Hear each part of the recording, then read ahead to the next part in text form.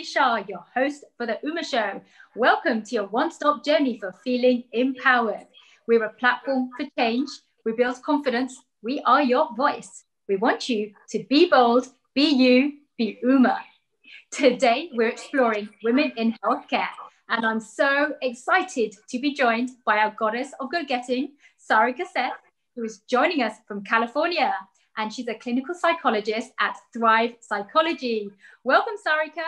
It's great to see you. Thank you so much, Rita. I'm so honored to be part of the Uma Show. Well, welcome. So you're a girl from Dallas. Your parents are from Delhi. Talk to us a bit about your family, your background, and how you grew up. Yeah, absolutely. So my parents were born and raised in Delhi. They met in university over there and immigrated to the States in the early 70s. They ended up in Dallas, where my sister and I were born.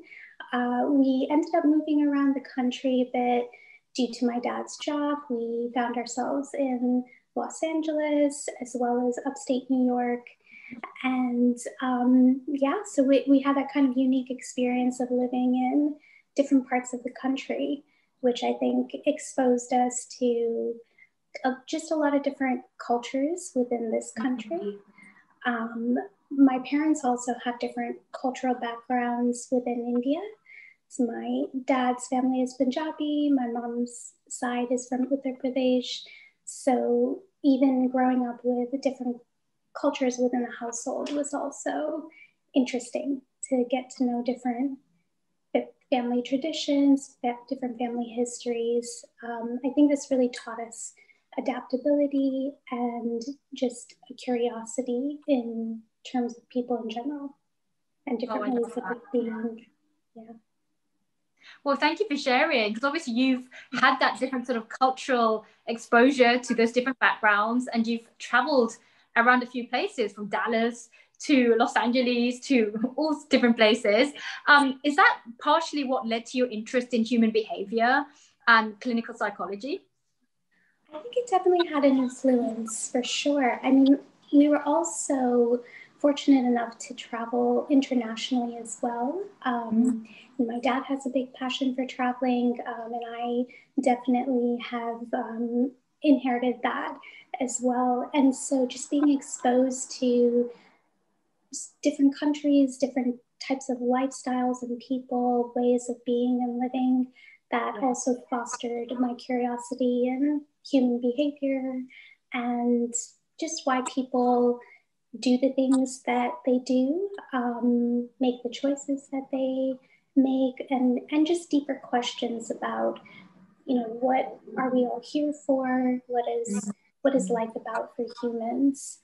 I also, another influence of mine in terms of my path towards psychology was my cousin brother in India, who whenever we'd visit family in Delhi, he and I would go on these sort of walks talking about different topics. And one of the things that we talk about is psychology. He's also very advanced in meditation, taught me about meditation.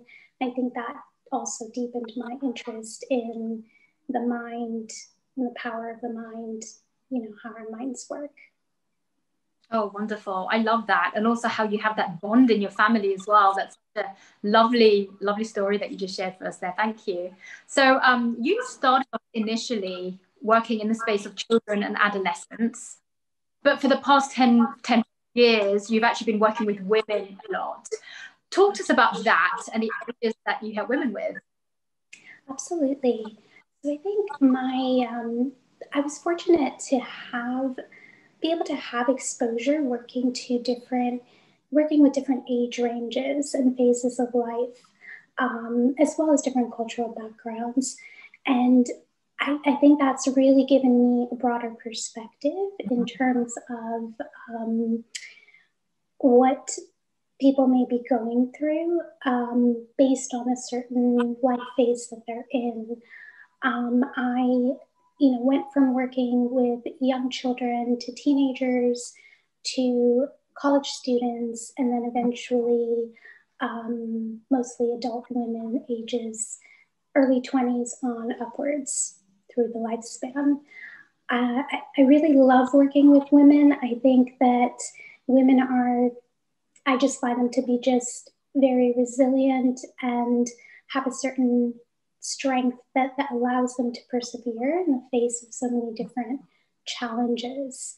I mean, as you know, especially in the work that you do as well, that women these days in the modern world are juggling so many different things in their lives, right? Whether it's career, relationships, could be marriage, raising a family, taking care of aging parents, etc.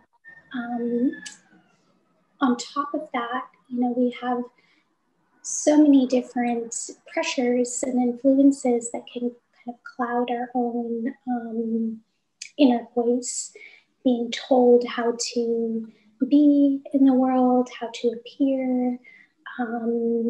We may be met with various forms of discrimination that are unique to women, like sexism and ageism. And then, of course, for women of color, racism gets added to the mix.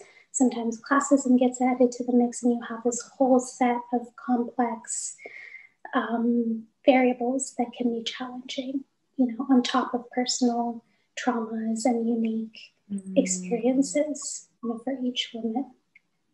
Yeah, I mean, I love that you shared that. That is exactly what we deal with as well, a lot of at UMA. It's not just a black and white scenario where someone has a bad day or someone can't get a job or someone can't feeling differently. There are so many different constructs to that. Their family background, what is going on at a child's school, for example, what is going on from somebody's background. You know, is there something different professionally then is going on in the personal life? Is there a different construct there, you know?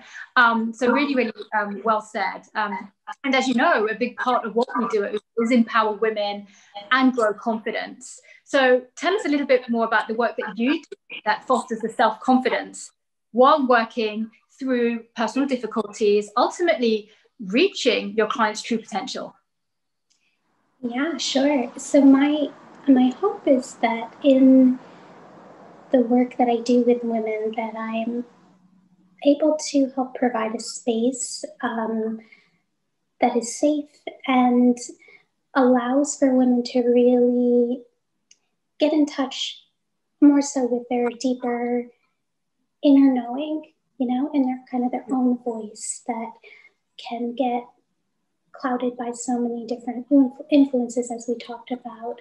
I think, you know, women especially are natural caretakers. We tend to give so much of ourselves that in the work that I do, I hope to provide a space that is just for them. Yeah. And in terms of helping to foster that self-confidence, that can look kind of different from one woman to the next in terms of their unique set of challenges and circumstances. But sometimes it's about working through personal traumas or challenges. It could be a relationship challenge, it could be a career challenge, it could be something from much earlier on in their lives. Sometimes we may start with one specific issue, and as we uncover more and more, we realize that actually it's connected to so many other things that may have happened in their lives. And as these connections are made and the space is allowed to express feelings and, you know, even just verbalize what someone has gone through, that in itself can be healing and transformative in some way. Absolutely. And as you said, your work really spans a vast array of specialties. Talk to us about these, how you actually integrate your different treatment models. Sure. Well, so I'm still learning. I'm, you know, I think that the more I learn, the more I realize that how little I really know, and I'm constantly working to expand on the different techniques and treatment models that I bring into the work. But to answer your question, I like to have an integrative approach because I feel that, there's no one size fits all. And the more tools that I have to offer clients, the more likely I'm able to help meet their needs. So in addition to what I'll kind of refer to as like traditional talk therapy methods, I bring in mindfulness-based techniques, which really draws a lot from meditation. And it's really about helping people to be more present in the moment, to foster deeper awareness of what's happening in their bodies. Often, especially in this modern world, we tend to stay in our thinking mind and constantly sort of consumed by our thoughts, that when we can drop down into the body and recognize just how much information there is there, how much wisdom we hold there, that things can start to shift. I also bring in techniques from the expressive arts therapies, which is an area that I have been learning about and incorporating tools into my work, as I find that having a nonverbal method or set of techniques can be really helpful when we're having difficulty expressing things in words, and can be another way of helping someone to process what's going on for them, or uncover something deeper. Yeah, really well said. And I also love initially how you said that you're still learning, because you've got obviously over a decade's experience working with women on this, plus all of your adolescent and child experience on top of that. But that's really important lesson, that we are always learning, no matter how proficient we are in what we're doing. We all have to know that you don't know what you don't know, and things are always changing. And that helps when you're speaking, especially dealing in the area that you deal with. And what we do at UMA as well is that everybody is unique and different. Only because something works for one person, it really doesn't matter, or doesn't mean that that is actually going to work for somebody else. And I think that's really, really hit the nail on the head by expressing that. So I wanted to go more into your arts therapies that you mentioned. Talk to us a little bit more about that, because you actually do work with creative individuals from the arts professions in different ways. So how do you actually manage to incorporate some of these expressive art therapies into your treatment sessions? Sure. So my interest in this area, actually started when I was working with children, but I think became even stronger when I was working at a college counseling center at a school that specializes in the art and design fields. And what I noticed is that some students really had trouble verbalizing certain things. And I thought about, well, what if I tried to kind of use their language more? Whether they're a visual artist or even bringing in sort of kinesthetic language, like movements, ways that were more nonverbal into the therapy to help kind of deepen that process for them, or see, what does this help uncover for them. And, I found that a lot of the students really responded to this. And of course, it depends on one person to the next, whether they're drawn to such techniques or not. But that's really where my interest sort of deepened in this area. And then later on, I went to get some further training, and it's something that I'm, of course, still learning how to incorporate into my work. Yeah, and the more you do it, the more you kind of find out the different nuggets of how to incorporate it as well. So I guess you must have felt some challenges along the way in your experience as a clinical psychologist. Can you share any examples with us, and potentially how you managed to get over those? Sure. So, as a clinical psychologist, I think one of the hardest lessons to learn is, I think initially there is this such a deep passion and drive to help people and really want, especially when you see potential in someone, to really help them overcome often very, very difficult circumstances and challenges. And I think one of the things that I had to learn was that, it's not all up to me, and that modifying for certain expectations, that are really allowing the person's journey to unfold as it is supposed to unfold for them, and me really being there to help assist, support, and guide. So I think that was one of the things, as well as really creating my own space for myself to take care. I think not only for health professionals, but everybody, self-care, especially for women, is just so important. So really finding that balance for myself has been hugely helpful as well. Yeah, no, thank you for sharing that. And, I've got a second, because it's something that is so easy to forget. Especially when you're a woman, you are always putting other people's wants, needs first, whether you're a parent, whether as a wife, whether as a professional workforce. And sometimes because you're always doing that and trying to do the best you possibly can, at the end of the day, you can be drained and you've forgotten to even think about and look after yourself. But if you don't feed and nourish yourself, then in a way, you can't be all of this other things in the best way you can. So I love how you go back to that challenge as being the optimal, because that's something that I think we can all learn in life, in every walk of life, really. So thank you for sharing that. Of course. Tell us a little bit about your outside work life. What do you like to do in your spare time? Yeah, absolutely. So I guess not surprisingly, I have a creative side, and that's partly why I'm interested in the expressive arts therapies. I love to do anything creative. I've taken art classes throughout my life, whether it's painting or photography. I also love international travel. Of course, that was an interest that started early on in my childhood.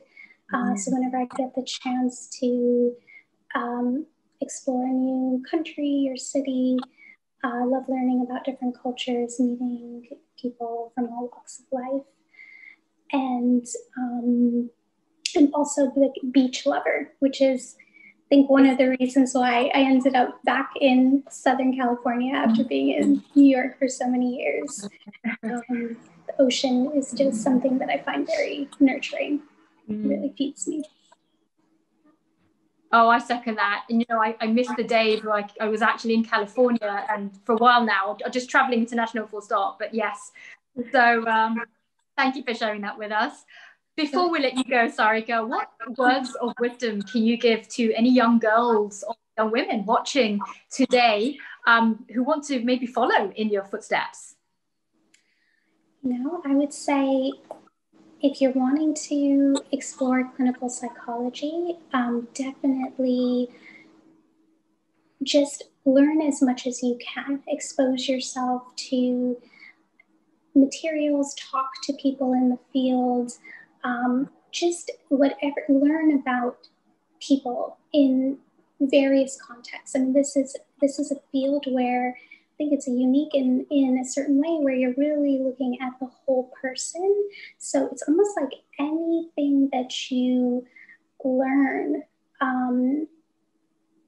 in life is going to end up, you're going to bring it into your work in some way, or it's going to help a client in some way. So I think really making space for yourself as well, whether it's self-care, a time for self-reflection, making space for activities that bring you joy, that is also going to help you in this kind of work, because the more that we work on ourselves, take care of ourselves, heal our own traumas, or, you know, whatever it is, that challenges that we may be facing, that's only going to enhance this kind of work that you do for others. Well, thank you so much for sharing your words of wisdom there with us and your tremendous journey. Sarika Seth, clinical psychologist at Thrive Psychology. And thank you so much to our viewers for joining us on this empowerment journey today. We want you all to embrace that inner goddess of go-getting. We want you to be bold, be you, be Uma.